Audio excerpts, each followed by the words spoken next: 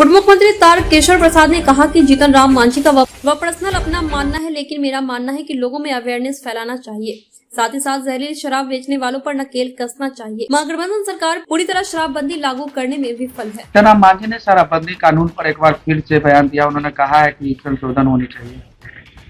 नहीं, देखिए, बिहार विधानसभा में भी जब हम विपक्ष में थे तो शराबबंदी कानून के समर्थन में हम सब खड़ा हुए थे, लेकिन इतना हम जरूर चाहेंगे कि जो समाज का कमजोर तबका है, जो शराबबंदी के पहले इसका सेवन में उसकी भी भागीदारी रही है, और सरकार को प्राथमिकता के आधार पर उन्हें प्रशिक्षण देने की आवश्यकता है कि शराब से क्या नुकसान है, शराब आप नहीं पिए। इसके लिए एक अवेयरनेस की आवश्यकता है और जहरीली शराब उन तक नहीं पहुंचे, ये सुनिश्चित करने में यह महागठबंधन की सरकार बिल्कुल फेल हुई है।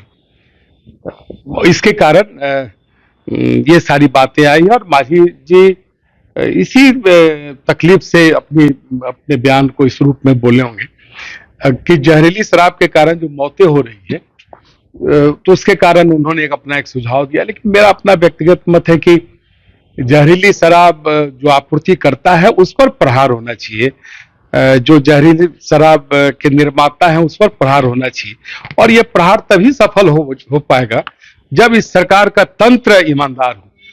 लेकिन पता नहीं इस महागठबंधन की सरकार में लगता है कि बिल्कुल तंत्र शराब माफियाओं के साथ हो गया है, क्योंकि उसमें भ्रष्टाचार,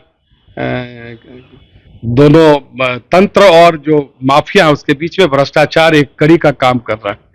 तो उसमें ईमानदार अधिकारियों को लगाना पड़ेगा जो इस तरह के कानूनों को बेहतर ढंग से समझे, उसको लागू कराए।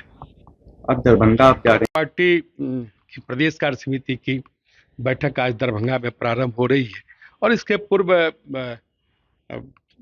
राष्ट्रीय कार्य समिति की बैठक हुई। उसमें कई ऐसे मुद्दे हैं जो आगामी 2024 और 2025 के आलोक में निर्णय लिए गए हैं। हम कैसे पुनः एक अच्छी सरकार केंद्र में और प्रदेश में बनाए, और हम सबों के सम्माननीय प्रधानमंत्री श्री नरेंद्र मोदी जी की अगुवाई में बहुत कम वर्षों में जिस प्रकार से उन्होंने भारत को एक ऊंचाई पर पहुंचाने का काम किया है, और सर्वस्पर्शी निर्णयों के कारण आम लोगों तक हमारी योजनाएं पहुंची है, और हम चाहते भी हैं कि आने वाले दिनों में बेहतर ढंग से भारत की और भारत के लोगों की हम सेवा कर सकें, भारत माता की सेवा कर सकें। इसके लिए जो कार्य योजनाएं राष्ट्रीय कार्य समिति में दी गई है उस पर हम सब चर्चा करेंगे, और बिहार की जो राजनीतिक परिस्थिति है उसके अनुसार भारतीय जनता पार्टी एनडीए के तत्वाधान में अपने सहयोगियों के साथ कैसे अच्छा प्रदर्शन करे, इस पर चर्चा होगी।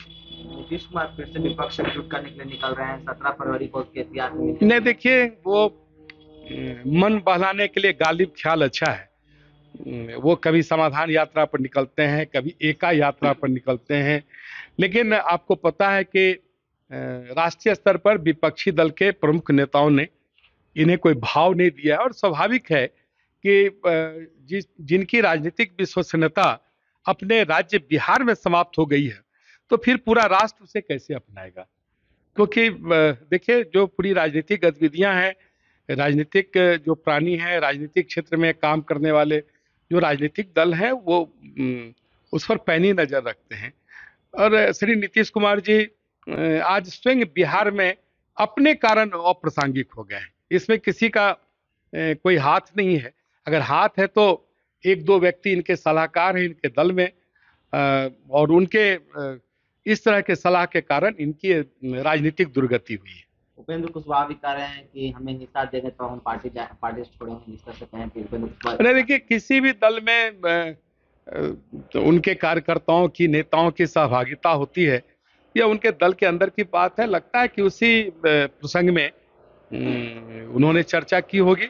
लेकिन उपेंद्र कुशवाहा से जो जनता दल यूनाइटेड के संसदीय बोर्ड के अध्यक्ष हैं, और जब उनकी ये पीड़ा है तो सामान्य कार्यकर्ता और सामान्य जो इनके माननीय सांसद और विधायक हैं और जो इनके नेता हैं उन पर क्या